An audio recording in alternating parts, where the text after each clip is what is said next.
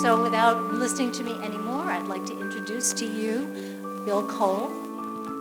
I see is calling himself the passionate genealogist, which I love, and Nicole Waddington. And they're going to talk about the do's and don'ts of long-distance genealogy projects. So, let's start. All right. Thank you. Welcome, everyone. It's so nice to have you here with us today. Again, my author name is William E. Cole, but I go by Bill for friends and genealogists. All right. So, and I'd like to introduce Nicola Waddington. She and I have been working together for 4 years on some long-distance genealogy that has been more than challenging, but very fulfilling. And we wanted to share some of the experiences that we have and some of the lessons learned with you. And just kind of as a quick framework, we'll be talking more about the process of doing long-distance genealogy today. On Saturday, we'll be talking more about our findings. So those of you who are chomping at the bit to get all of the answers that we've found, you have to wait till Saturday and come back. All right, good deal? Understand where we're coming from? All right, well, let's just kind of do a formal quick start here. Again, Nicola, this is her first time in America. She lives in Canterbury, England. And I will tell you, it was not easy to get her on the plane. Is that true? It is true. I needed quite a lot of convincing that this would be a good idea. Yeah. But we thought it was actually better for us to be able to do these presentations before the Mayflower 400 overwhelms all of us. I know we're already in the huge planning mode for that, but we thought we'd at least get a little bit of the information in and let you know how that unfolds over the next 3 presentations. So without further ado, you can go back and let me give a quick survey here of our audience. How many of you are actually interested in family history? Oh, well, that's good. Almost 100%. All right, well, then you're probably in the right place today. So I just have to share this because as genealogists, we pretty much all know what happens, and it's fairly predictable for most of us. First of all, it begins simply as an interest. However, it becomes a hobby as the interest blossoms. But after the hobby, there's another phase where it becomes almost an avocation for many of us. We get into the quest. I don't know if that's happened to anyone else besides me, but we then get into a very troubling phase. It takes over as an obsession. And in its final phase, it's an incurable disease. Would you agree with that pretty much for so many of us? So anyway, it's kind of a fun way to start talking about the subject. We'd like to start out with why should we be doing any type of long-distance genealogy project in the first place? What do you think some of the common reasons are we would do a long-distance genealogy project? Anyone have an idea? Because there's a couple I can think of right off the top of my head. One is we hit a brick wall, and we just can't get beyond it on our own. Has that ever happened to anybody in this room? Yeah. That's probably the most common reason, but sometimes we're also now with the advent of more of the internet connectivity than we've had at any moment in time. We have access to connecting with more very distant cousins who may have some similar interests. And I don't know about you, but every time I've found a genealogy cousin and then we're actually able to meet up in person, it's kind of like this, well, you're family, whether we've proven it or not, but you're still family because we've been talking about it. And, we share a very common bond and a very common interest. But I would also like to say that there are many types of genealogy projects, and some of them can be formal. In other words, you may be at a point where your research has gone as far as you can go and you need some professional help, or you need someone who has a different set of skills than you do. So that will be one type of project we're talking about. But also, when you're connecting with a cousin, they may be as good a genealogist or even better than you are. And you need to kind of find out what each person's strengths are and what your strengths are and mesh those together. And it's very important to approach a project, particularly in long distance, as more of a partnership than I'm the boss and you're just following my direction. Because we're all kind of on the same path. And we'll talk more about that as we go through the process. I have done several long-distance genealogy projects besides what we're going to be starting with today. And I just wanted to give you a little flavor for that. One of the first ones I did that was totally long distance was on my mother's maternal line, the Branscombe family, which also traces to England. And there was an author, Fred Tubbs, who had written a very extensive book, but he was trying to convert everything he had, expand it, and create a website, that would make it totally accessible. This website is still live. And of course, when I found out about this project, I had a particular family interest, and I let him know. He said, well, we don't have anybody on that side. Could you just document all of that for me? So be careful, because it can really take on a life of its own. But it was a great project, and his daughter is still running the website today. So that's my Branscombe family. My mother's line also has Williams. My first name is my mother's last name, Williams. I'm William, and she was so glad to get a boy at the end. And that was me. But one of the projects that we then went to was the Clan MacLeod project. Now, this was a totally unknown to me, other than I knew my grandmother was a MacLeod, and I had documented some of the US citizens. But I was contacted by a Canadian, and it was an email. I got the email in February of this same year, 2016, and he said, we're updating the family history. We've been looking at your genealogy. We never knew anyone came to the United States. And we're from New Brunswick. Would you help us? Well, again, I said yes without thinking. Because within 4 months, we finally called a halt to trying to gather all the information. And we ended up with 108 pages of family stories and 800 pages and over 10,000 individuals. It was a massive, the book's that thick.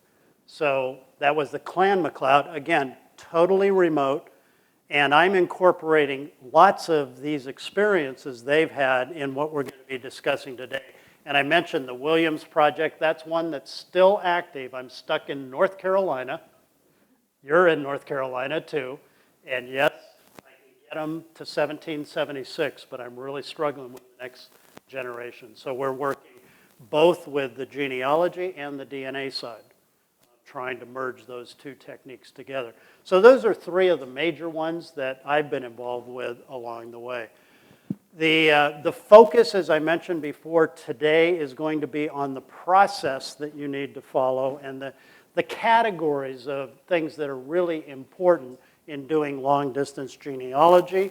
And we're going to be sharing very much specifics in each of those categories as guidelines. I mean, there's no perfect model, but we are going to say a lot about the don'ts, but mostly focus on the do's. So when you're going through your note-taking guide, as you see it in front of you, I'm going to force you to take notes on the do's. Frankly, those are more important than remembering. Just remember the don'ts, but do the do's. Okay, so that's where your note-taking is best serving for you. I could also interject here that everything that we're talking about today isn't just about a long-distance genealogy project. If you're working just with somebody locally, an awful lot of what we are going to be talking about applies. It's just if you've got that distance of the Atlantic between you or more, then every little mistake feels bigger and bigger and bigger. But what we're saying can apply to a local or an international project. Good. And we'll be wrapping up with kind of an overview of the lessons learned as a summary at the end. And then we're going to allow about 15 minutes or so for just questions and answers informally. So certainly as we're going, and if you really have a burning question, it might be good to write a note, and then we'll come to it at the end. So we're targeted to go through a 75-minute presentation and then 15 minutes or so of questions and answers. So does that sound fair? Okay, you've heard enough about me. I've been in genealogy since 1980. I'm passionate about it. I love it. My wife forgives me, which is the best. My wife, Christy, is at the back of the room, and I love her dearly. We've been married for 46 years, and she's put up with me all that time. However, every anniversary, August 24th, there's a contract renewal. So, in February of 2015, which was a point in my life where I was beginning to transition a little bit out of my full business career and try to move into that transitional phase, because I'm still doing some of my business, but less often than I did it before. I do executive leadership development and formal presentations for executives and managers in companies. But it was time for me to start dialing that back. Fortunately, I'm in a position where my clients won't necessarily let me go, and they like staying in touch with me, so that's been a blessing as well. But my real passion is getting more and more into the genealogy. So that was my turning point about that time, and I said, okay, it's time. The Coles have had a long history in America since 1633 and some before that, 1630, and no one's ever sorted out how to find the connection to England. So I'm convinced that there's probably some record somewhere that will give us some insight to that connection. So that was kind of my impetus, and I started looking for a research partner or partners. And in fact, I was in contact with several Coles who were Y-DNA distantly connected to me. And, we had some conversation there, but I didn't really feel they had complementary skill sets to what needed to be done. So I kept looking, and I finally said, I think I need to be looking across the sea. I think having just the American perspective, I might be missing out on how to make the connection to England. So I started searching. I followed some leads that many people had pointed to as to where potentially the Coles were from. I contacted a researcher there, and after 2 or 3 emails, he said, I don't think I can help you. But if anyone can, there is a lady who lives in Canterbury that I think you ought to talk to. So that's the lady. She and I started corresponding, and I'll let her tell herself about you. But pay attention to this one, because she is a professional archivist, and archivists can erase you from the records historically. So be nice to her today. You don't want to be lost. We have the key to the records. It would be slightly illegal. Pardon? The Land of 1984. Oh, George Orwell. Okay. Hopefully it's not as bad as that. It's not as bad as that, hopefully. But yes, I'm not Bill was talking about different approaches, and I'm not a genealogist. I'm an archivist. I am the kind of person that genealogists would be consulting when they go to the record office to, seek out other people's family histories. So in a way, Bill had just sort of circumvented a stage and gone straight to, I suppose I am a record specialist. There's people that know a lot more than me about certain types of record, but I certainly know a lot more than your average genealogist. I trained as a professionally qualified archivist in, I think it was 1999, I staggered out, and have done a variety of a variety of jobs with a variety of English records, including in a convent. I still have a group of nuns who I call my nuns, but they don't know I call them that. And I also work in a school, and I've worked in a local authority record office and a diocesan record office. So I've got quite a good general overview of the types of sources which could be used for genealogy. And we've certainly put them to good use in this project. Very much. And Nicola, would you tell the audience a little bit about your recent project in the school and what you just finished celebrating? Yes, I've been working for Alain's School in Dulwich in southeast London, which was founded by a very famous actor of his time, although there is one person more famous than he is. His name was Edward Alain, and he founded a college. And 400 years, on the 13th of September 1619, he signed the foundation charter. And for the past sort of 18 months, I've been working with the school to put together a permanent exhibition and also to set up a monster party to celebrate the 400 years of the signing of that charter. And the only other actor, does anybody know the actor that was more famous than Edward Alain of that period from 400 years ago? So the reason we're doing this presentation this week was because she was involved in the celebration up until September 13th, and I couldn't get her on a plane before. So it was that simple. That kind of defined our timing of when we would be available to work on this. Who is this actor more famous than Edward Alain? Shakespeare, yeah. They were big rivals. Shakespeare stayed in acting longer.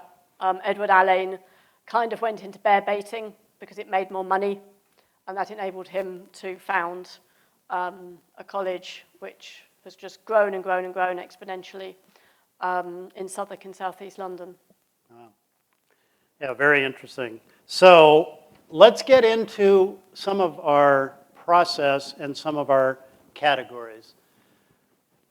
First category of working in a long-distance genealogy project is on the preparation. You need to really thoroughly prepare before you ever launch into a long-distance project or any genealogy project. So what I'm going to be doing is I'm going to go through the don'ts first. These are cautions. These are things to be aware of as you're thinking about a particular category. And then, again, for the note-taking guide, I suggest you'll see here that I only give you 1 or 2 words up on the screen, and you need to fill in the rest, all right? Every time, there's this phrase in training and like executive or leadership development or even personal development, and the phrase is very simple. Don't just think it, ink it. Because an adult, it actually takes about 6 times through the same information before you retain 100% of the information. So the act of writing is the second. You hear it, you then write it, you then review it, and come back to it, and this will be a way to help you do that over time. So there's 4 simple don'ts to start about the preparation. 1, don't wing it. Don't wing it. This is not something you can be flipping back and forth or making choices as you're going through. You really need to be thinking strongly through the process of it. And the second one is don't be vague. Don't be vague ties to the third, which is being too broad and too general in what you're trying to find out. For example, I could have said something like, I want to know everything possible about the Coles in England. I do, but that would be a horrible way to start a long-distance genealogy project. One of my business mentors that I look up to is a man you may have heard of. His name is Zig Ziglar. And Zig had this phrase. He said, there are 2 types of people in the world. There are wandering generalists and meaningful specifics. And the more meaningfully specific we can be, the better that will drive our results because it focuses our attention on details. And in genealogy, the details matter. Every little clue is a very important one, so don't be too broad and too general, particularly as you're starting into a genealogy project at the beginning. It's almost like doing a jigsaw puzzle. Each piece on its own doesn't mean anything, but once you start to fit them together, that is how you build up your bigger whole. So from your specifics, your small specifics, you can get the bigger picture that you're after. Yeah, and I think that also ties into the aspect of the fourth don't, which is don't expect too much too soon. I mean, how long have you been working on your genealogy? How many have been working on your genealogy 10 years or more? 20 years or more? 30 years or more? 40 years or more? Okay, you know, it's interesting. But we're talking about a long time period as well. And when I started the coal project, I said, look, I can find records back into, I mean, hard source documents, you know, town records and things that some are in the early 1800s, some are even in the 1700s, and then when you get into Plymouth, there are records, you know, dating back to the 1620s. At least writings about the records, not necessarily the document itself, but there's a tremendous wealth of that. And yet, no one's ever made the connection to England. Not been able to prove it. So why should I try to do that? Well, I would just convince somebody had overlooked something somewhere, and I just was committed to finding it. So I had a specific point. So here's what we do need to do in starting out. First of all, definitely review everything you know. What is it that you know for certain? What is it that you maybe have heard a story about? That might be a lead. But it's important to go through the review process. By the way, I will tell you about my experience with family stories, particularly ones from my mother. I've always found there was an element of truth in every one of them. And I also found she left out some details on a couple of them. Yeah, some very interesting things. So particularly when I was applying for my Mayflower application, I'm a Stephen Hopkins, you know, descendant. I was finding things out about my parents I didn't know because I had to provide documentation for the Mayflower. My own parents never knew it. It's fascinating when you get in. So also be careful of what you wish for. You might find out something you don't wish for along the way. All right, probably the most important thing is to organize and assemble the sources, leads, and stories all in one place. And my experience was you sort of need to do that by a specific family member or at least a group, you know, of a single family unit, if you will. Might be, you know, parents and children, and you want to look at all of them as a particular unit. So those would be, you know, two of the first important in the early phase of preparation. Nicola? And I think whether you're doing this for yourself or you're involving someone else at this point, you have to work out from what you've got where you're going to start. As Bill said, you know, I'd like to know about the coals in England. But you've actually got to think, how are you going to do that? And if you're working with a long-distance researcher, they don't know anything. They're coming into this absolutely stone cold. You might have been researching for 40 years, and you can just rabbit it all off in your head, but your researcher knows absolutely nothing. So you kind of need to tidy up your thoughts so that you can give some guidance to whoever you're going to be working with, because they can't mind read. And it's also very good historic practice, because in order to do any historical research, and genealogy is no different, you've got to know what you've proved and what is just supposition. So you need to start ordering your sources so that you can say to someone else, well, that happened, that person married that person, and we know that because there's a marriage record there.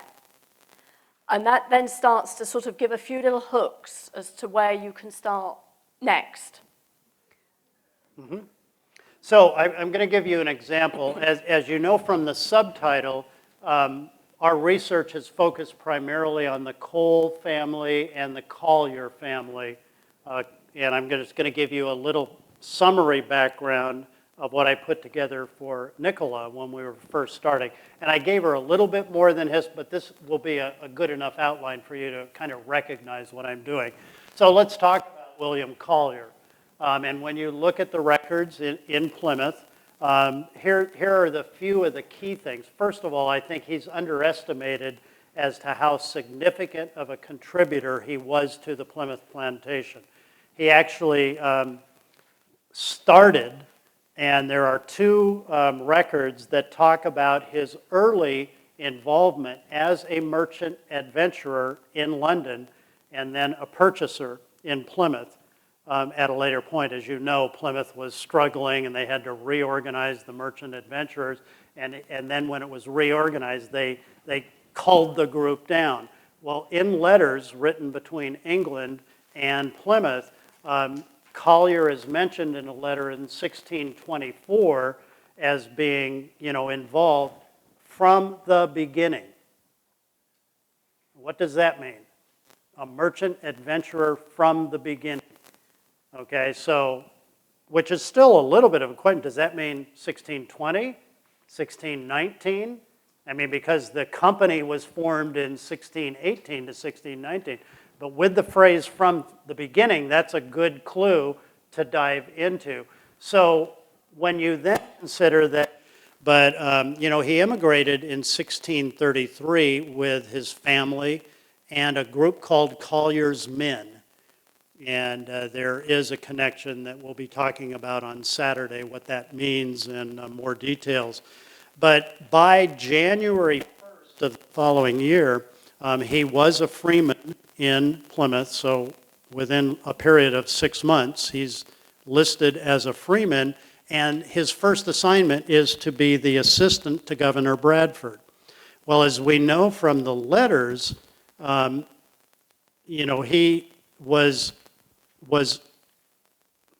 said to be a great friend of the Plymouth colony at one point, but was unable to invest because of some other business interests late in the 1620s. So all of these are just clues. But besides being an assistant to governor, then when the structure of Plymouth came more, he was the acting governor twice. He wrote laws, he negotiated treaties on behalf of Plymouth. In the 1640s, then he was sent to Boston as one of the two commissioners from Plymouth to form the Confederation for New England colonies. And in his later years, he had moved to Duxbury and was one of the founders of Duxbury. And he was labeled to be the wealthiest man in Duxbury by one written account. And the other one, he was the wealthiest man in the entire colony. So it's pretty interesting. Yes, ma'am? When you use the word freeman, what do you mean? Free man? Yes, he was a full-fledged, enabled to vote and represent, so he was wealthy enough to get the highest status, in essence. Okay? So there are different terms in some of the different towns. Select man is used more in Eastham, but the same idea, same basic idea. So that's basically a sketch of what was known about William Collier at the beginning of this project. I did something similar for Daniel Cole, and again, I think the Coles are also a little bit underestimated in what they did. Daniel Cole, who was my direct 8th great-grandfather, was admitted as a freeman to the colony in 1645. The first earliest written account mentions him in 1640. However, we believe he was here earlier. Daniel and his brother Job Cole were appointed by Bradford to be in the second set of Nauset purchasers. So there were originally 7 men that were sent by Bradford after they had decided not to move the head of the colony from Plymouth to Nauset. They rejected that idea, but then decided to settle a group here anyway. So there was a group of 7 there, the first set. The second set involved 2 Cole families, Daniel Cole and his wife Ruth, and Job Cole and his wife Rebecca. Rebecca, by the way, was a daughter of William Collier. And he did serve on the Grand Inquest. He tried Alice Bishop for infanticide. How do you pronounce that? Yeah, thank you. You guys are better at that than I am. He served as a deputy or a representative to Plymouth Court quite often. He was appointed to purchase the residence for Governor Prince. And so the term most commonly in the Eastham records are selectmen, and at one point he was licensed to sell strong water, lead, shot, and work with the Indians and the colonists to kill the wolves. So those were all positions of honor in the community. And I'm going to show a document, which is one of the early documents here that the library has on its website. And Daniel is the first one on the list in that particular document. So he was an important founding member of this community that has prospered for how many years now? Tremendous. So I'm just trying to give you a sense of pull it all together to help whoever you're going to be working with. This is our common bond. This is where we start. And then what happened to me, I had some major brick walls, just like you've had brick walls along the way. And I boiled it down to these three major ones. Number one, I had no marriage record for Ruth and Daniel Cole. We know it must have been about 1643. He's on the list of able-bodied men in Yarmouth that year. He and his brother are both on that list. And so we know he was in Yarmouth at that point in time, even though the family had property still in Duxbury at that point as well. But no one has ever been able to prove that even Ruth existed for sure. At least on one of the suspected families. Collier was one possibility, Chase was one possibility, and Chandler was one possibility for Ruth. Now we're talking about my 8th great-grandmother, folks. I wanted to know who this lady was. And so that became a part of my brick wall. And literally, there was no record found in England for over 200 years. Literally, nobody ever found a record on her, which is amazing because all the other children were well documented in England. So what does that mean? And finally, there were no records of the Cole family at all in England that anyone in America knew about beyond the will of an older brother, Zacchaeus Cole, who died in 1630 in London. So that's my starting place. And what Bill has done here, he has gone from the bigger detail in America, which wouldn't have really meant much to me as an English researcher, and he's managed to whittle it down to names and dates. Ideally, we'd love to nail it down to places, but that can't always happen. And so by actually working out exactly what those brick walls were, he's given me the hooks to start researching in England. It's very clear that the first place I need to go are the parish registers, that we are looking for literal family relationships and names and dates. And these details are really the bread and butter of any genealogical research because they are the key dates of people.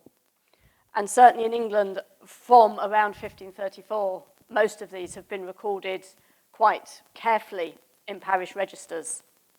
And so there was actually quite a lot in here to start looking for. I knew we weren't looking for John Waddington. I knew we were now looking for Daniel Cole. And actually having a name to start with, you can't do anything without a name. You cannot do anything. All right. So what that then leads me to is the third point, which is you're beginning here in point 3 of the dues of preparation is to frame simple research questions. Don't be running on your sentence too long. Don't combine too many things in one question. So you be very precise on the questions we start. So here are my 3 examples of where we started. The 3 questions we started with was, number 1, Who is the mysterious Ruth Cole? Second, what is William Collier's connection to the Cole family? And number three, who are Daniel Cole's ancestors? Now, interestingly, in the will of Zacchaeus Cole in 1630 in London, it mentions the mother. Her name was Frances Cole. Didn't mention a father. So that also gives you something to start thinking through. Why isn't the father in the will? Why only the mother and then some brothers as well? So that's an example of three very specific. Why did I pick three? Because you can't do too much all at the same time. And so what you're doing is trying to get to your priorities. Where do we start? Where do we get the ball rolling? So we're spending a fair amount on the preparation time, but it's kind of like the model. What did Ben Franklin say? If you don't prepare, or if you don't prepare a plan, you plan to fail. And I think this is the start of your plan, very much. I think we could also add in here that the will of Zacchaeus started to give a skeleton outline of the family. And, you know, if you look on Ancestry, there's lots of Daniel Coles. And the hard thing, as you probably all know, is we're working out which is the one that you actually want. So the more corroborative evidence you have, the more likely you are to draw the correct conclusion. And so by Bill communicating that with me and picking those out as the key details, it made a really good solid place to start. Mm-hmm. That being said, it was harder than we thought. It was definitely hard. Yeah. So at this point, when you have that much information, you're really ready to go heavy into the finding of your partners. And again, it might be a cousin, it might be another researcher, it might be a professional researcher. There are a lot of possibilities. But in any project like this, you want to have the same process in place and the same starting place, regardless of the expertise, one way or the other. I would also urge you to establish the expertise level of the people you're talking with and be honest about your own. You know, I've been at genealogy, as I mentioned, since 1980. That's almost, well, I'm in my fourth decade of research on this, and yet we all reach a limitation based on our experiences and based on our skill set. And when you're honest about that, then it's easier to find someone to be complementary to that, so you're not simply overlapping and going through the same research that you've already done. And I think that's also an important idea to keep in mind. And of course, when you're dealing with the farther long distance, in this case, we're talking about across the pond, you need to do your due diligence. You know, is this a person that has some kind of a track record? What are their skills? What do people say about them? And likewise, I think they check you out as the researcher. So if you're looking to engage a researcher, you need to do your due diligence, but they're going to do their due diligence on you. I mean, Nicola, what do you? I mean, yes, it's very much a two-way process. It was clear from fairly early on that Bill and I complemented each other quite well, and that I could tell that he was, if you like, educated to the point where he could probably do the project that he was talking about. He had a university degree, he'd undertaken research before. He actually understood the research process. And that for us has been very, very key in making this work, because we did manage to get a very good rapport going. Before Bill contacted me, I had an American client, and slightly in a fit of pique, I vowed I would never work with the Americans. I thought this was just way too ridiculous. But I also thought that was a little too broad, and that, you know, as Bill said, it was going to be down to personalities and training and what complemented what. With the other lady, I thought we'd started. She didn't think we'd started. I mean, quite fundamental stuff, really. And she didn't understand the research process, so she sent me something which basically said that the branch of the family she wanted to research was completely untraceable. And I could tell from the footnotes in the article that this had been studied by academics for the last 200 years, and that because they had said it was untraceable, I really couldn't add anything to it. And she was quite pissed off that I said, there's no point pursuing this line. I'm not taking your money to do it, because we just can't. Whereas it was clear from Bill's line that no academic had said that. The stuff he'd sent me to read showed that it was more American genealogists that had said that. So it was clear that there was a little bit of an opening. But it was very much about, you know, what Bill had managed to do and what Bill had understood from what he was reading. So don't be afraid to ditch the researcher you've got. If you don't think they're working in the same way that you are, or it doesn't ring true, or it's not quite making sense, however good they are, don't be afraid to call it a day. I decided not to charge this other American woman anything, and then she wanted to charge me half, and by the time we'd worked out what she was going to charge me, what she was going to pay me for, we'd put in about, you know, another 50% more time. So it is okay to split up sometimes. So yeah, and don't be afraid that the researcher that you're talking to is going to be sussing you out, because it needs to be a partnership, and you do need to complement each other, and them sussing you out is just as much, you know, helping to realize whether you're on the right track with that person as not. Good. So our second set of recommendations to you is on building a foundation. Some of the don'ts to be aware of. Don't ignore the small stuff. The details matter. You know, every small piece of information is important. Don't leave things out. Make sure you pay attention to it. Secondly, when you're dealing with someone else who has complementary skills to you, don't ignore wise counsel.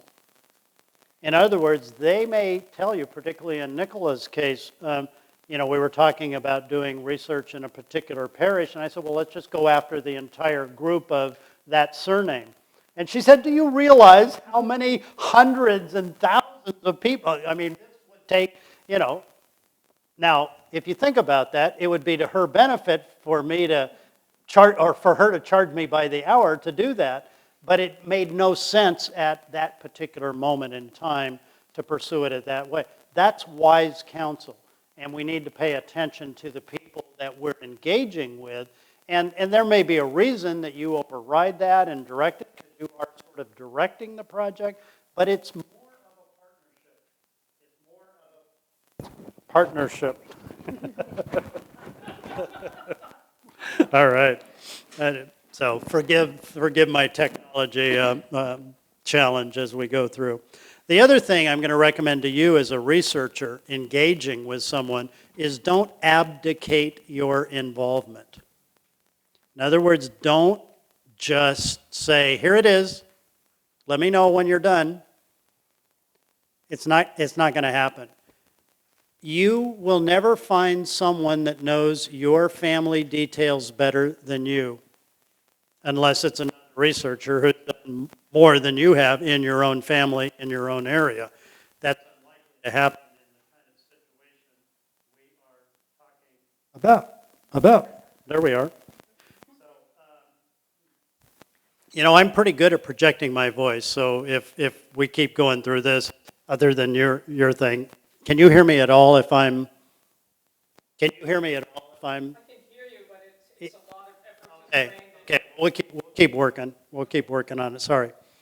All right, so... I'd just like to interject at this point that I do very much rely on Bill's involvement, because he will question what I've done and the results that I've got, and his questions then help me form a perspective just as much as the new results that I give him help form a perspective. So if he had just said, right, go and do the coals in England, I would have got quite bogged down and quite lost and quite, frankly, quite bored quite quickly. So there's a lot to be said. You know, you are actively managing the project. You don't want to boss your researcher around too much, but your input is very key. Right. So here we go. I'm on a handheld now. I think you can hear me on this one. All right, so we need to do two things at the beginning here on the foundation. The do's are define your approach.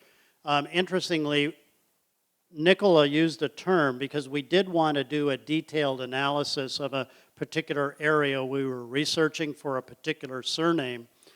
And she said, well, what we need to do is a forensic search of that surname in this parish. And I had never heard that term. What is a forensic search? It's getting really, really, really bogged down and analytical with the detail. It's based on the principle that, you know, a name from my family, for example, John Waddington, there's hundreds of them in one parish. And whatever name you find, you have to prove it is the correct one. And that has to be, and the only way you can do that is if you have picked out all incidences of that surname in that parish and been able to eliminate them. Maybe, you know, if it's a John Cole, maybe he has married somebody called Elizabeth. So if you know the woman's name is Frances, then he can be eliminated. But if you're going to do this to write it up or to present a solid proven genealogy, you have to show that you can discount that particular man and that particular entry in the record. And so our approach very much was to extract all, group them where we could into family groups, and then you could easily see which ones you could knock out immediately, and then you're left with some core possibilities to look at further. Good. So. Good. So obviously that's an important piece. A second one is to disclose and obtain the relevant data. I don't know about you, but I'm a little sensitive about releasing all of the research I've done to someone I don't know. And, you know, I guess I'm just protective. Also, I have discovered, as you may have if you've been researching the Coles, there are many errors in the attribution of who the Coles belong to. In fact, I've never seen one that was right. And I particularly haven't seen one that was right until our research.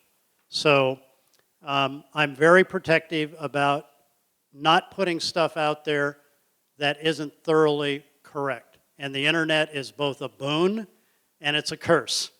And we must use it wisely as we're going through the process. Another piece that's very important, in my opinion, is to determine the actual goals that overarch your project. And I'll give you some examples of those in a moment. Two other pieces. Number 4, establish your general timelines as you're working with someone and you're saying we're going to embark on a forensic surname search in this parish. What's your time estimate? Are we talking about 2 weeks? Are we talking about full time for 5 months? What are we talking about? And make sure you clarify your timelines. And also, important if you are paying that person. yeah, particularly if you're paying them. But even if you're not, I'll tell you, I have much more frustration with my own cousins. I don't know about you, but sometimes they're in it, and a lot of times they aren't, you know. And if you're really kind of relying on them to do a piece, and then you're reciprocating, you know, be specific on that as well. And the last piece here is to be willing to delegate. Again, you know, I've got a lot of vested interest in the research that I've spent a long time on, but there's a point at which if you're bringing in somebody else with expertise, let them do their job. Be willing to let go of it. Let them do it. That's what you've brought them in and sought them out for. So obviously do keep, you know, monitoring them. If you think that what you're getting back is complete rubbish, you know, not every record agent is good. Not everybody with good qualifications is good.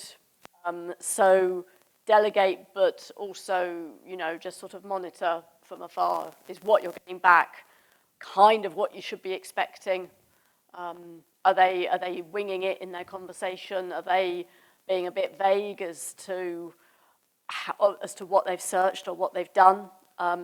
We did ages ago find someone, well, I thought I'd found someone to do some transcriptions for us, but I realised that this guy was a complete idiot, basically, and we needed to start again, because I was now delegating, delegated it to me. I could spot that there was a bit that was beyond my expertise. He was advertising as it being his expertise, and he came back and he said, oh no, it's not in the record. I said, well, what record have you searched? Oh, you want to know that? I said, well, of course I want to know the reference. I said, it's got to be in there because Bill had already found it and we just wanted a copy from the original record. And I sent him back 3 times and eventually he found it. I can't remember what the problem was. Yeah.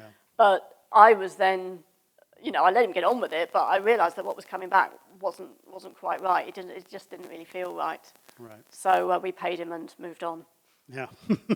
Again, cut your losses sometimes if it's not working out. So I want to give you just an example. And because I came out of the business world in my corporate career, there is this term that's used in Silicon Valley, and I work with clients in that area of California as well. How many of you know what a BHAG is? Okay, good. All right, I'm going to give you a BHAG here. A BHAG, what that actually means is a big, hairy, audacious goal. A big, hairy, audacious goal. You know, somebody's going to start a company to, you know, build it to some monster like an Uber or whatever. They have a big goal in their mind. So that's kind of like when you're in a bubble bath and just want to dream big for a while. Sometimes you get inspired, you know, when you're relaxed like that. So my big, hairy, audacious goals at the beginning were to be the first to discover the coal's English origins, to understand my coal ancestors' motivations to coming to America, to visit my coal family's English ancestral homeland, and to publish the findings of that. And what is interesting is the first 3 are all done. And number 4 is starting. So even though it was a big, hairy, audacious goal, once you get focused on it and find the right kind of help, you can accomplish those things. So 3rd phase is communication. First, don't over-communicate. You now get really excited because you're working with someone who's got expertise. So you send them every email 3 times a day. Second, don't under-communicate. There's a balance in there somewhere, and it's different for, I think, everybody you work with. But you need to get a sense of how often and what's the right amount to keep in communication with each other. Even if you're not finding things, do not underappreciate the effort the person is putting in. You know, we may not immediately find the answer, but we're trying, and recognize the effort that's in that. And the last one is don't contact them too much or too little. Again, there's a fine balance in the process. Okay, so the do's, simple one to start with, learn time zones. I mean, Yes. There's 8 hours between Bill and I when we're at home, and I work best in the morning, and he's sound asleep. And I've learned that by about 4 o'clock in the English afternoon, he's beginning to wake up, just as I've had a cup of tea, and I'm also beginning to wake up after the afternoon lull. Right. But it's particularly working on something with quite a short time span, it's very helpful to know that. And he's also sensible enough to turn his phone off when he goes to bed. So I can email him at what is 3 o'clock in the morning or for wake him. me up when she does. Yes, there's only one point I really wanted to wake him up and I couldn't. But if you are doing something overseas, do think about that people might be trying to contact you when you are asleep. And if you've got your phone on by your bed like you shouldn't have, it's going to really annoy you. And you're going to be trying to reply to them when you're tired and don't want to know. So don't be afraid, again, to make sure that the project doesn't disrupt your sleep. But certainly knowing when I'm going to hear from you if I need a quick answer. Right. Actually, before Nicola came to America for this trip, Christy and I were traveling in Massachusetts, and we were still emailing on some last-minute details. And she said, I'm confused until I realized We're only 5 hours difference now. It really threw You know, things. but it was a little confusing, you know. I didn't know how to plan my day because there was now 3 hours missing and I still haven't quite figured it out. These seem like really almost small, silly things, but when you talk about communication, that is your link to the research. So the communication is very critical. So here's a rule, and I teach this in business organizations as well. Write single topic emails. In other words, whatever that header says, everything, even going back and forth, relates to that topic title. Do not combine multiple questions in the same email or multiple commentary or sidetrack onto a different. Keep it on one topic. Second is the first email needs to be no longer, it should be a short email, and what I mean by a short email is on your computer screen you can read the whole thing. If you have to scroll down, the email's too long. Yes, what is not helpful to a researcher is if you just splurge everything you know about your family history, it's just hopeless. You can't really do anything with it. You know, if you imagine somebody talking to you at a party and just going on and on and on and on and on and on, and you think they think you're interested when actually you just wanted a condensed version. It's like that. It's the same situation as that. So think about yourself as the recipient of an email you're going to send. Okay. And another thing about single topic emails is that when you're doing your filing as a researcher, I will have other clients, and I need to be able to file your emails with how I then follow it through, because quite often you raise stuff and you think it's great and you get sidetracked and you go off on that. And then you need to find out how to backtrack, both of you, so you can find the email as to look at what you haven't done. And for Bill, I put each set of emails in the same project phase, and that helps considerably. And also put the title, make sure the title of your email does not say message from, because that's useless. I do have a client that does that, and I've never managed to kick it out of her. Mm-hmm. So you want, the name of the person you're talking about, or the name hyphen whichever record you're talking about. Make it clear so that you can see it in an electronic email list. Good. Also, there are tremendous amounts of free technology tools that you should be aware of to use. I mean, obviously an email does not cost you anything to do, but I would also recommend that you occasionally even try to do a phone call. Now, when we think of making an overseas phone call, there can be a tremendous expense in that. However, there is a service called Free Conference Call. And if you have a membership with them, which is free, it doesn't cost anything at all, you just give them your email, they assign you a phone number, and they also list international numbers that can dial in to that same phone number. So I can talk to Nicola in England, we schedule a time, and I'm not paying a dime for it. She said we got carried away on a 2-hour call and she had to pay, It seems that I do get charged for it, but at least it's probably not as much as phoning Bill direct. Right. So, I mean, there's services like that. There are also ways of exchanging. We use both Dropbox, we started with, which is again, a service you would have a subscription for. It can be $100 a year. They do have a free version as well, but you can upload a file. She can download it on her computer. That's one, but there's even a better one we've been using recently called WeTransfer. So if you have a document that is no more than 2 gigabytes, in density, you can send it for free without having any kind of an account. So if I have a high-resolution picture of a document, or she has and wants to send it to me, we can interchange that way, no cost involved. So you want to be leveraging the technology and using technology tools as much as you can. The other thing I'm going to recommend is that there's something about meeting your partner.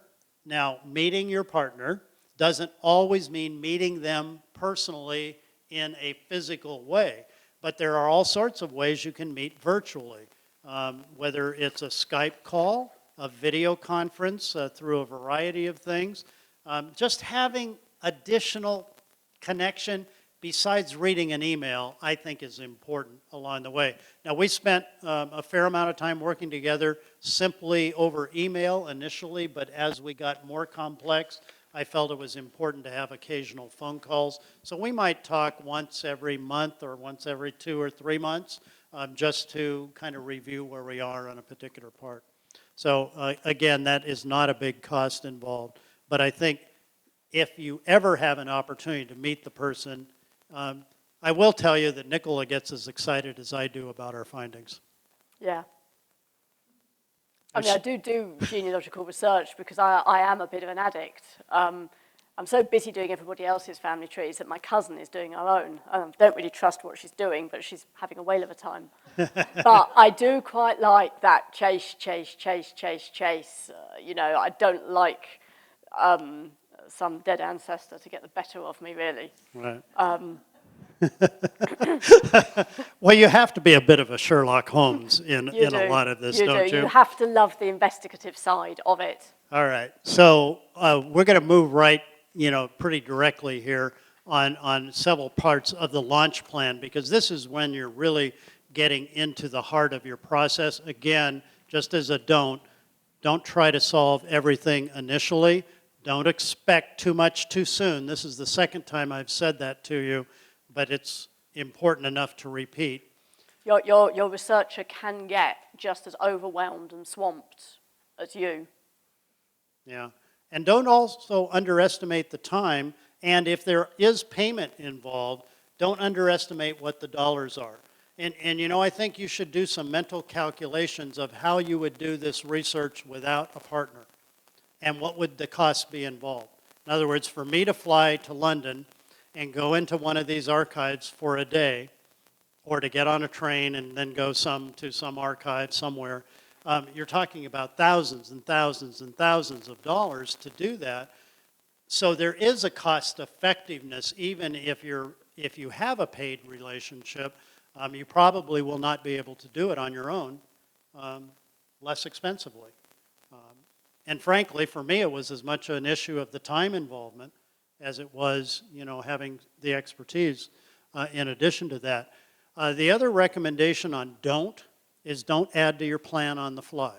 Now, you do want to review where you are, and occasionally you will get a breakthrough discovery, but then you start planning for the next part of the process rather than changing what you're on. You need to finish the research you're on first before you change the plan.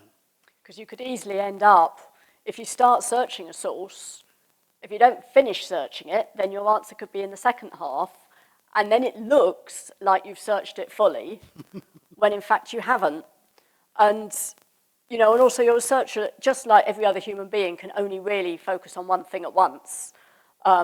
This is actually a neurological scientific fact that no human brain can do more than one thing at once. And if you're constantly bombarded with all these different avenues, I know Bill did try it once, and I wrote them all down and said, let's finish what we're doing first. But the important thing was that I wrote them down, and we made a note, and we went back. Right. But there was a bit of a no. That's one of the kindest words in the English language is no. So the other thing we all need to realize with each other in a project between two or more people is do not believe you are their first priority. It's a big reality that in order to maintain interest, you have to have some variety in your life and in your working life. And if I was just doing Bill's research, I would have got quite fed up with it by now. There's a lot of intense searching to do. There's a lot of dead ends, and we've realised that although we've been going 4 years, it just sort of bubbles along with 3 or 4 other projects, and it keeps my interest. It keeps my brain going, and we've realised that it might take a couple of months, and Bill and I will both sleep on something, and then one of us will have a eureka moment. And if we had tried to do it full time and condense it into about 3 months, we wouldn't have come up with half what we've come up with. So actually the long, slow, gentle, bubbling approach does work better. And I would be suspicious of any researcher that told you otherwise, actually. I think they're just trying to get, a project done, ticked, and paid for. So do accept that sometimes you have to do other things. And we've particularly, with my work at Alain's school, we have found a very small crossover with Bill's project, which we wouldn't have found if I hadn't been running several things together. It's not a major link, but it was enough to make us realize how we were going to present this point, definitely. Good. So on the do's, do start small. I recommend, well, you need to come to the agreement on the launching of the project, agreement in how much you're going to take on, what the time frame is, what the costs involved are, because now you're beginning a more formal process between researchers here. I believe you should always look at designing your research in phases. Okay, and a phase might be defined by one of those 3 questions, like I gave you at the beginning. Who is the mysterious Ruth Cole? Let's make that the focus of our first phase. And so whatever that is, that's phase 1. Phase 2 might be to look at the connection between Collier and the Coles, et cetera. So you want to be thinking in those terms right from the beginning, again, because you're protecting both parties, because by focusing on a small part out, you're also learning how to work together so you don't get too far too long before you're discovering it's not working like it should or you need to make mid-course corrections. Sure. You're doing fine, I can hear you. Okay. What if you find out a fact about, you're doing the Ruth Cole mysterious question, and you find out a fact about question 2 Yes. while you're doing Ruth Cole? Right. What do you do? Right. So the question really revolves around, okay, so you're in the middle, you find out another fact that relates, that goes in what I would call the bank. Okay. Put it aside, but put it in a place where that's going to be in the next phase. Because then when you're completing the first phase, you're going to develop the plan for the second phase. Often your phase 2, it will come out of the results. You don't sit there at the beginning and think you're going to plan out 10 phases, because phase 2 really will depend on what results you get in phase 1. Yeah, that's why and if it can be like, let's say it's a 2-month project, within the 2 months, you're now at the ending up part of it, but you're discovering things that are going to affect phase 2. And I think that's the most important principle to operate from. Prioritize the research questions, which I think also speaks to yours. I didn't give her all 3 as our first launch plan. Let's focus on this one first. And then you're actually at the decision and commit phase where you're actually, yes, saying this is going. Notice how much time we have spent on the preparatory to get into the project. That's part of the lesson, I think. The more we prepare, the better we're then prepared to handle anything that comes with us. And again, this is simple, but if there are dollars involved in working with a cousin or a paid researcher, figure out how you're going to transfer money. It's not that easy between America and England. She doesn't have an American bank account. So now you're dealing with wire transfers and all of that. You need to figure out how your bank's going to do that. Are there charges involved in that? And if there are there ways to do it cheaper? So actually think through that in this early phase. And recognize also that, what you're seeing here is a relationship that is developed over a 4-year time period. We didn't have the same kind of interaction at the beginning. So the trust will build over time, and you'll find out more about them. They'll become more comfortable with you. And by doing it in phases, you're both working together on that. So here are some really critical pieces in the beginning of the research. So the don'ts in familiarizing, okay, put yourself in this. You're going to research in England all of a sudden. You haven't done this before. Well, if you delegate certain responsibilities to your researcher, what are you going to take on? What are you going to do while she's doing X, Y, and Z? And to me, I think you because you should not abdicate your involvement, you should be reading some books, some articles, some previous research. You should be studying the era's culture. I mean, these are your ancestors you're searching through, so what is the history and the context? You should be studying geography. You should be acquiring maps and images, and I think you need to study the historical context that your ancestors were living in. I mean, these are important things because, as we know, in genealogy, it's really important to have the facts and figures of your ancestors. But we also have to ask the question, why do we want to know those? And to me, what it is, as it was that got me into genealogy, I was born on my grandfather's 78th birthday, and we had family reunions every year where I got to sit next to him because I was the only one born on his birthday. He lived to 97, okay? Now, think about the relationship that we had, and when he passed away, I wanted to know everything about his life. And that's what got me into genealogy. And it was the story of his life I wanted to know even more than the facts and figures, even though I think both are absolutely critical. So we want to know the story behind why our ancestors did what they do. And you can't do that unless you have some historical context. So let me give you a little history, quick lesson, okay? So let's talk about the eras that we were led to be looking at. And so we're looking at Henry VIII, and when he was, his reign began, he was only 17 years old in 1509. His marriage to Catherine of Aragon was annulled to marry Protestant Anne Boleyn. Are any of you familiar with this English history? Yeah, I mean, we probably watched some miniseries on the How Many Wives of Henry VIII? 6. You know, the 6 wives, Yeah. You know, but this is what's going on in the period our ancestors may have been living in. You know, this issue in the, you know, the Protestant church, the act of supremacy. Talk a moment about what that means, really. Basically, Henry VIII kicked the Pope out of England. He said, I want to stay Catholic, but I'm the supreme head of the church, of the church in England, not you. And because I'm the supreme head of the church, I can have all of the income from the church. So it was deeply religious, this, you can tell.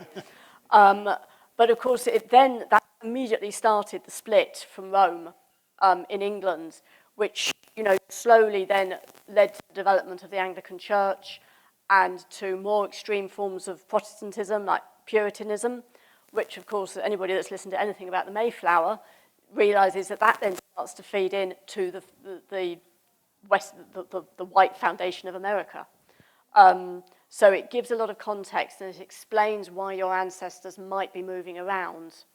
And whatever the historic context is, your ancestors will be living it and will be responding to it. And that will actually help you chase down where the sources might be to find out what they do next. Right, and the split between, you know, the Catholic Church headed by the Pope and then the Anglican Church starting up had a major effect on where the records are, where they were and where they went to. You know, so if you're looking at a particular point in time and you happen to be looking at, let's say, the dissolution of the monasteries era, well, all of a sudden, Henry's got, so if you're in 15 or 40 or so, and you're looking for a record, is it in the Catholic system or is it in the Anglican system? You know, so it's important. Oh, wait a minute, I missed something. Did the king destroy any records, do you know? No, he found them very useful because records were a form of control. So he didn't destroy anything. Time, rats, rodent, damp, that sort of thing has destroyed, fires have destroyed records. But no, Henry VIII kept the records. Yeah, so Nicola had mentioned to me that she uses something called the ruler's ruler, you know, as kind of a cheat sheet. And I didn't know what a ruler's ruler was, but when I got into a gift shop in England, I said, what is a ruler's ruler? And they said, oh, it's right over here. This is a ruler's ruler. It's a ruler on one side, but on the other side, there's all the rulers of England. from 43 to Elizabeth II. Right there. Now, why is this important for a genealogist? Well, because the records are written not in 1633, but in the 31st year of King James, whatever. So you're trying to figure out what's this record saying and when is that record written? Well, it's based on what year of the ruler's reign it's in. So you need to understand this kind of stuff. This is a great little, by the way, this was like $1.50. It's super. Canterbury Cathedral gift shop. But it's a super little crutch. So again, it's important to acquire an understanding and almost a visualization of what you're looking for as well. So this is when Henry VIII died, approximately, 1546 about.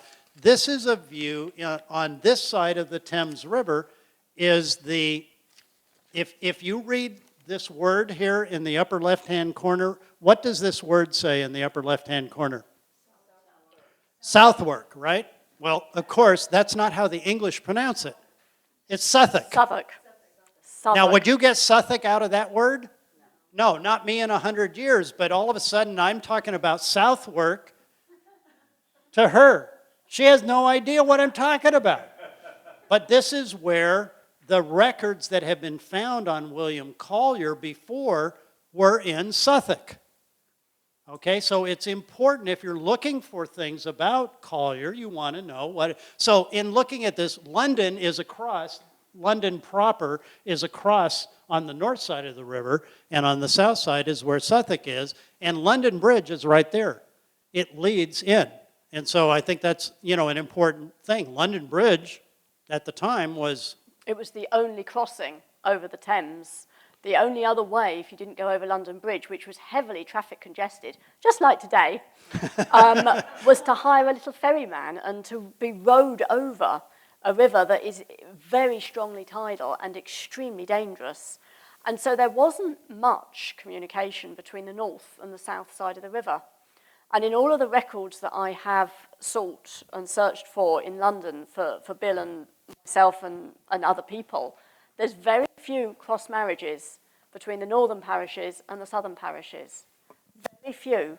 So if you do start to think that you're chasing a name and it's in the city, when actually you think it might have been in Southwark or in Lambeth or in any of the southern parishes, you need to just be a little bit cautious. It's not impossible, but it's a bit strange. It should be a reference that you question quite strongly. Right, and notice when you're looking at my slides, you don't just grab a image like this and publish it in a book.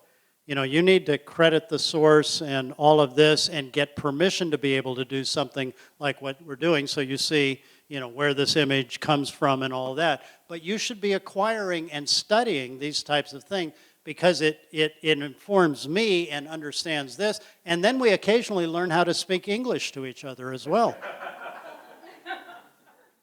This is another map that is in 1593. And the reason I brought this up is because in the center here, okay, this is London Bridge right here. And some of you who've been to London may recognize that this is the Tower of London right here. And so this gives you a way to zero in on more detail. By the way, you like that slick little thing? Yeah. I thought it's pretty cool too. But something you may not know about this particular era, there are some interesting things going on in the way of theater in this particular area. Here, the circle on the right that says the Playhouse, that is the Globe, Shakespeare's Globe. That's Shakespeare's Globe. And just to the left of that, if you go over to there, that is actually the Rose Theatre, which was founded by Edward Alleyn and much loved for bear baiting. So Cole and Collier, and anybody else, if they were in this area, would probably have been to those bear baiting arenas, and they would have probably have seen Shakespeare performing. It's quite somber, really. And how many of you have any connection to Stephen Hopkins in the room? Okay, Stephen Hopkins is listed as one of the characters in Shakespeare's play that was published in 1611. He was Stephano in that particular play. And at Tempest. least that's what it's attributed to at this point. Yeah, The Tempest, The Tempest. big storm. Okay? You know, it was modeled after Stephen Hopkins. So I find those interesting. You might want to see a different view of what it looks like with an artist drawing on it. But does this inform us a little more of what their life may have been like? Do you know what the Globe's seating capacity was? 3,000 people. That's a lot of people going in and out of Shakespeare along the I mean, time. most London theatres don't take that many now. If you go to any of them, the Garrick or the Prince of Wales or any of the theatres in Covent Garden, they don't take that number. It's too dangerous. Right. So, again, do your research, learn about the historical context. I think that's a critical part of the entire process that we are talking about. So, in the don'ts of organization, these should be obvious to you. Don't be scattered. You need to be organized. You need to have your own structure of how you're going to store documents, etc. And I believe it's critically important, this ties to communication as well. If you give a commitment to each other, then make sure you either meet that commitment on time, or if you're delayed in meeting that commitment, tell them before you get to the deadline. You know, I'm going to be late. I'm sorry, but I've had some stuff getting in the way. It's going to take me another week. You know, I always tell people in leadership, you can manage anything except silence. I can't deal with silence, but if I know something's going on, it's a lot easier to make the adjustment. So you need a filing system, and this means not only physically, but electronically. And there's no perfect model for you, but you need to have a system, whatever that system is. Leverage technology as much as you can. Give access to shared files. That's why something like a WeTransfer, if I have a really important document or a picture, I want to send that to Nicola, have her look at it, or if she does the same thing, send it to me. Do you know about this? We've found out some fascinating history that ties to New England and the motivation for people coming to America that no one's ever talked about before. Never. It's neat. It's really cool. This is my second time saying be willing to delegate. Get out of the way of your researcher. And recognize at times even your researcher may not have all of the tools to be able to solve a particular thing, and we need to outsource even more. She talked about an unsuccessful engagement with someone, but we've also had some situation where some documents were particularly difficult. I remember there's one example we have where the document was totally in Latin, and just really difficult for her to read. She has some Latin skill, but we decided to outsource to another individual to get that transcribed and translated, and it was critical to our understanding the exact reading of that document. How many of you like reading Latin? Yeah, I mean, really, I talk about an expense for me to go to a Latin school and then fly and read a record. I don't think so. Okay, in the research itself, don't give up early or easily. Don't be fixed in your thinking. Don't believe previous information done by previous researchers without documented sources.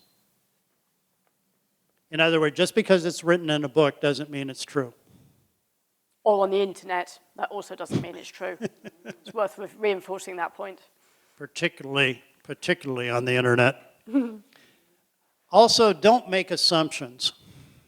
What's the definition of assume in your mind? We all know the common one, right? Using the first three letters. Yeah. Okay, so I'm going to give you a different definition of an assumption that I've used throughout my business career. I believe an assumption is to be unwilling to do the work necessary to find out the truth. An assumption is to be unwilling to do the work necessary to find out the truth. And so, again, don't make an assumption, is this a fact or is it a lead? Really know what you're dealing with. The do's here, you do need to have a theory. For example, I gave you the example of Ruth Cole, there were 3 different names attributed that she could have been here in America, Daniel Cole's wife. One was as a Collier, one was as a Chandler, one was as a Chase.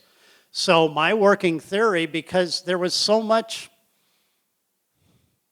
possible connection between Collier and Cole, my working theory was around the question, is Ruth Collier, is there more information on a Ruth Collier's existence? Did she ever live? Let's go find that out. So it's important to be that specific in your theory. Be precise, obviously. Keep track of everything.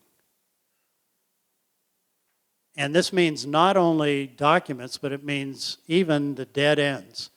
You know, document what doesn't work. Yeah, the dead ends in a genealogical project are as important as the successes, because sometimes your dead ends, you actually do end up going back to them. But elimination is as important as discovery. You have to eliminate a lot of people to work to prove that the one you've got is the one you should have. So, yes. Yeah. I also think keeping an open mind is a critical part in your research phase. A great American philosopher by the name of Frank Zappa once said, the mind is like a parachute. It only works when it's open. You know, it seems simple, but, you know, we tend to put our own blinders on something. And again, sometimes we need to open it up, you know, to look at possibilities in different ways. Now, this is a critical thing in your research, particularly when you're looking for a specific individual or a group in a particular area.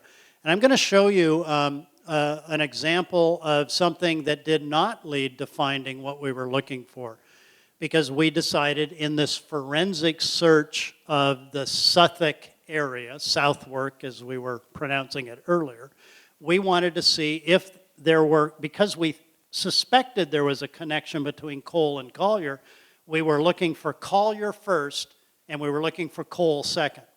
So since we were in the same records, let's look at both in one shot. So we developed a series of worksheets on all the Coles we were finding in Suffolk. We found many. This is not even the first page. This starts with number 7 family. Number 7A, 7B, 7C, 7. The reason we're doing A, B, C, D is because they're all William Coles. All, you know, is this a name that could fit into my family? Then we got into the John Coles, and notice that you're also documenting even variant spellings of the name, because again, we're talking about the 1590s, 1600s. They didn't all spell the same way, you know, depending on who's taken the record. But notice we're looking at and documenting, do we have a baptism, do we have a marriage, do we have a burial? Those are the 3 primary records that are available, and any notes that apply to a particular record along the way. So you're capturing in a small summary, you know, the documentation of what you're doing, but you're translating into a system. Instead of saying, here's everybody I found, you're only saying these are the targeted names that we're finding. And this method also helps to bring together and define family units, because it's easy to find lots of Richard, son of John, baptized, but are they all the same John? John Cole's a common name. And so you can see that the way we've broken it down, we've got a blacksmith, a joiner, and a sailor, and they're probably 3 different men. They've got 3 radically different professions. Then 8C, you've got John Cole with a wife called Marjorie. Now, he's a sailor. Is he the same one as the man with a daughter called Dorothy? Well, he might be, but clearly Dorothy is not Marjorie's daughter, because she was born 10 years before he married Marjorie. So perhaps you've got one man on his second marriage, perhaps you've got 2 individuals. And it was only once you get it onto a spreadsheet like this that it becomes clear. Right. So I mean, this is a methodology by which you're doing the research, and it's a discipline.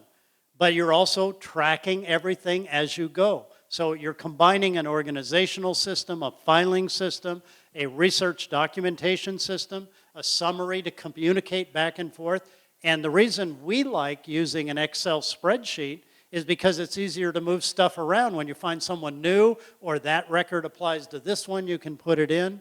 So it's a way to organize and to do your research as you're moving. Can I So just check with people how they are for time? 'Cause yeah, I know we are seriously pushing overrun. our time. I'm trying to pick up the pace a little bit. I know a few of you, have other commitments.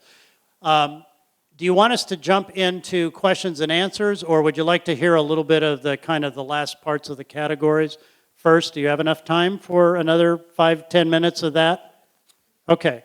I think it would be valuable for you to get all of the pieces of that, so we'll work through that. Here's what you're really trying to do in your research is you're not only developing a theory, but you are then trying to prove or disprove that theory. Again, is Ruth Collier a daughter of William Collier? Was she born? Did she ever exist? That's a fundamental question. So you're either going to prove or disprove that by moving through your research.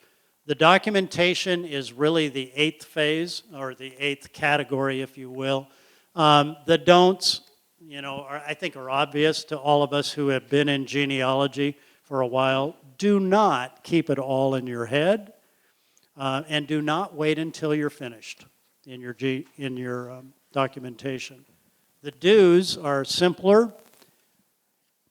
I'm going to recommend this, and some people may disagree with this, but I do believe while you're in the middle of your research, you should keep your family tree private. It should not be open source out there, because you may be documenting not fully, you may be trying to, you may be trying to find someone by putting a name in there, okay, to go through a process to find others. Thank you, Patty. So I think it's very important when you're in the heart of the research, you need to have the organization in a way you can look at it and see the family tree and the relationship, but don't put it out there, because as soon as it's made public, that's right. I mean, somebody in there is going to take that as absolute gospel. And that's a very dangerous thing for all of us in the profession. So I recommend, until you are ready to release your information, don't make it public. You also, if you put something up which is incorrect and then somebody uses it, you lose the credit, the academic credit for having found it.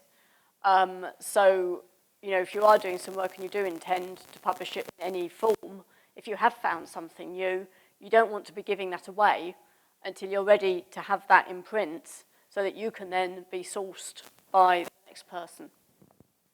I think you need to document your resources that you've explored. Sometimes we forget to do that. We already looked at this parish from this year to this year on this name and that name. Sometimes you just put, we already looked at the parish, and you don't include the years, you don't include the names. You're going to find that you will go back to these records when you do discover something time and time again. Also, I think your sources should be documented immediately. That's a discipline. It's hard to do when you're finding stuff, because you get too excited to find the next piece before documenting what you just found it from. And then you get lost, because at the end of the day, you can't remember where you found it. And you might end up going back and researching something. We did mention this earlier, but the errors or dead ends are just as important as the stuff that is, in fact, proving what you're reaching for. At the end of a phase or a part of your research, summarizing your results is always important. Drawing conclusions up to that point is always important as well. And then we established early on that rather than saving information over a longer period of time, at the end of each of our phase, we should issue a report. So we started with phase 1. We're now on phase 8B. A, because it was one family group, and B, because it was another family group in different places, and et cetera. So my point is, each one of those developed a report, and led and informed us to also what was the next most important things to focus on and to reevaluate, is our plan in the right area, or should we have we found something that we should move in a very different direction on? And personally then, I, as the leader or the management of the project, I had to go through in great detail, because some of those reports are 50 plus pages long in extraordinary detail. And I needed to highlight what was really most important and what was proving something or disproving something. So my highlighter was that little yellow line, little yellow thing. So it pops off the page to me when I'm reviewing that report another time. Although Bill had to read the 50 pages, I had to write the 50 pages. I just thought I'd get that in. I think that is a good point. And in this process, I believe, the don'ts here, I mean, think about this. I don't know about you, but my personality is one of those A profiles. I have a rather dominant type of, personality. And I can be overbearing, and I can be too demanding. And you need to let go a little bit and take a step back. And again, that collegial approach, that partnership approach is what's really important in especially thinking about giving credit here. I've been at this project a long time, but she's also invested a long time, and she deserves a tremendous amount of credit.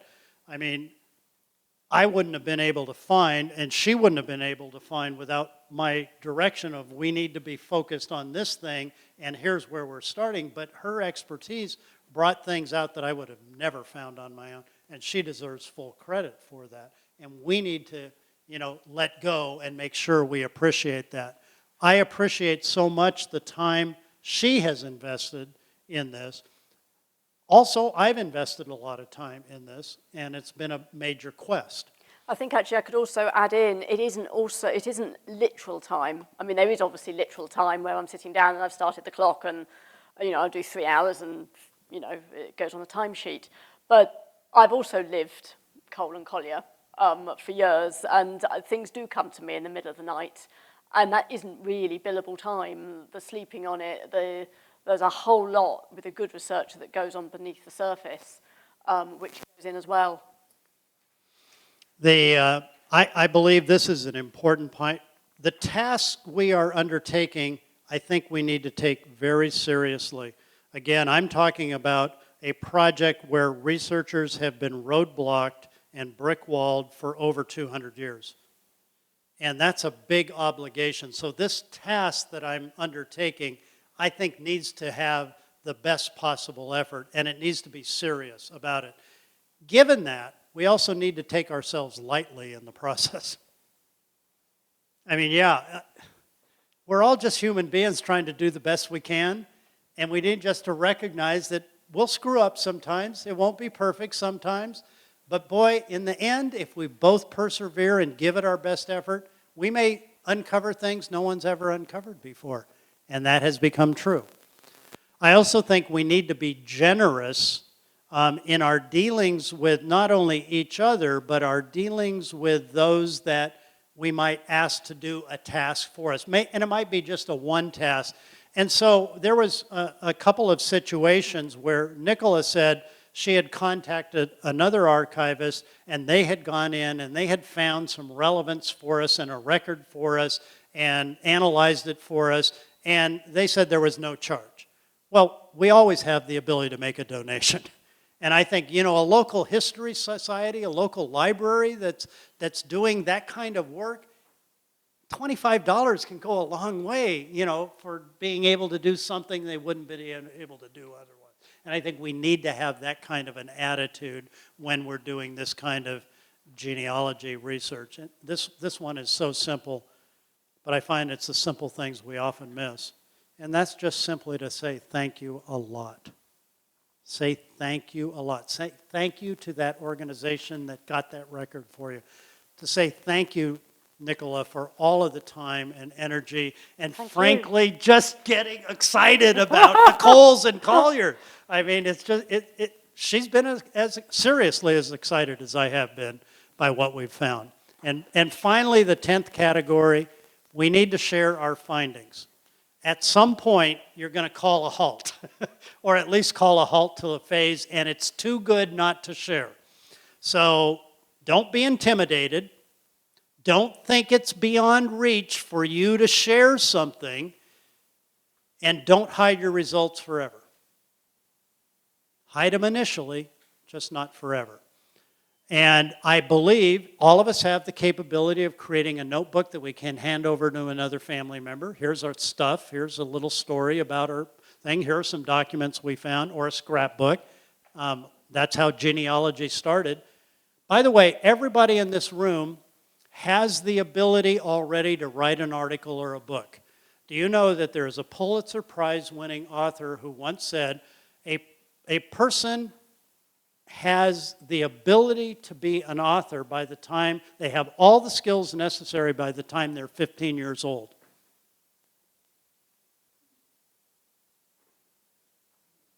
I think we all qualify in this room. I mean, well, no, I mean, seriously, we have the fundamental skills it takes to write an article, a book already. It's just deciding that we want to do that and beginning to do it. I know giving presentations is not everybody's cup of tea, but, you know, surprisingly, even if you're not a professional presenter, the audience is usually rooting for you because most people don't want to change places with you. They'd rather be in the audience than up here, you know, making the presentation. So actually, you usually have everybody on your side, and then it's up for you to, you know, blow it along the way. So don't be afraid of giving presentations, simple ones in libraries, local historical societies. Start sharing your information. You'll even discover that people will help you clarify what it is you're finding. I do think you can do some simple things by recording audio conversations or a video. This is becoming particularly popular in today's genealogy world with documenting your parents, your grandparents, you know, things like that. I think it's very good to do. And shoot, if you reach a roadblock, ask for help. There's all sorts of people that are willing to help say, here are some ideas on how you can get this out there and how you do. We're starting to look at doing an entire series of articles on what we have uncovered and start spreading them out as soon as we can get the first one done. That becomes my majority focus after I get done with this time, you know, here on the East Coast, is getting the final first article, you know, out. She's already got 5 designed for me, I think, something like that. I would also just add in at this point that whatever you publish, even if you think you're just writing a 200-word article for a local history magazine, include your footnotes. Any article that is not footnoted is not really worth writing. Let people see how you've come to that conclusion. And also don't forget about copyright. You can't just photograph a document in an archive and publish it as part of your article. You need to go back to the archive where you got the document or the person that you got the document from and get their permission. They might make a charge, they probably won't, but I'm quite sure the copyright laws in America are just the same as in England. Somebody else will own the rights to that image being produced, even if it's a 300-year-old document. So just be mindful of that when you publish something. Good. So I do believe that it is our obligation as a genealogist and a family historian to share the stories. I don't know how many of you know Sue Monk Kidd, but she's a well-respected author. I think this is an appropriate quote for any genealogist. Stories have to be told or they die.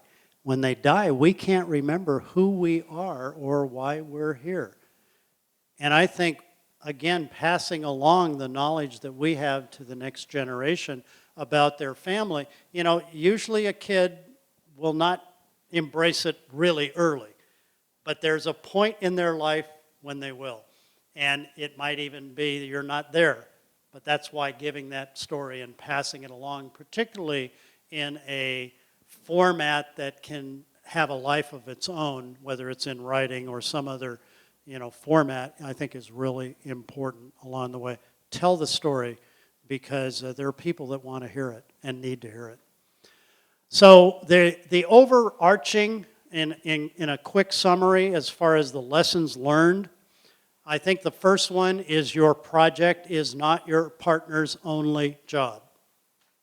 Remember that. That is fundamental, that even if it's your entire life to do this research, it's not their entire life.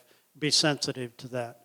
I think, I said it before, but take the task seriously and yourself lightly in the process. We're all trying to do the best we can, recognize that. If there are things that you reach a roadblock or beyond either of your expertise, outsource to an expert when it's necessary. Don't hesitate to do that. The avoidance of assumptions and keeping an open mind, critical.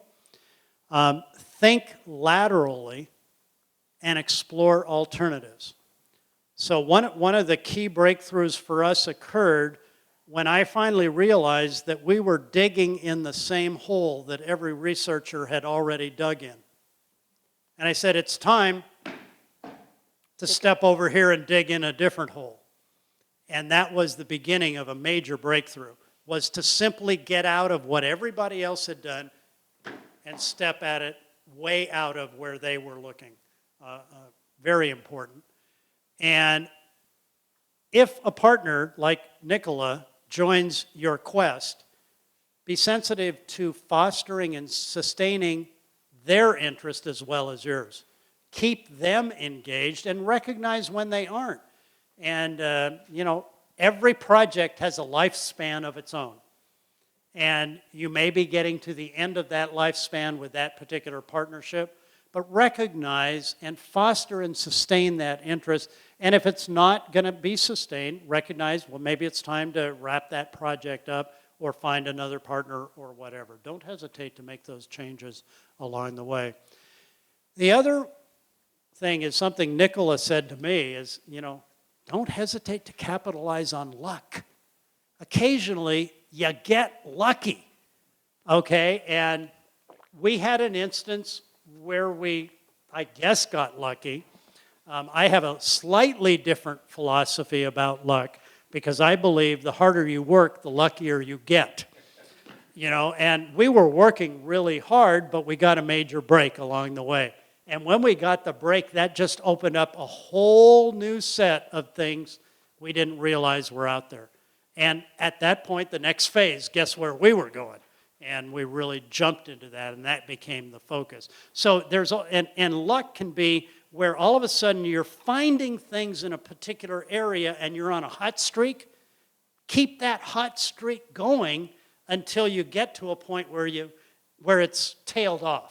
And pursue that. That's kind of pushing your luck as far as it'll take you.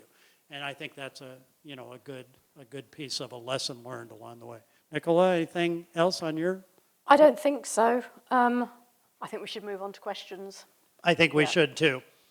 So that's a lot of information to throw at you in a little over 100 minutes. Yes. Sorry about that. We're going to have to work on this. Any questions you have that we might be more helpful with or specific?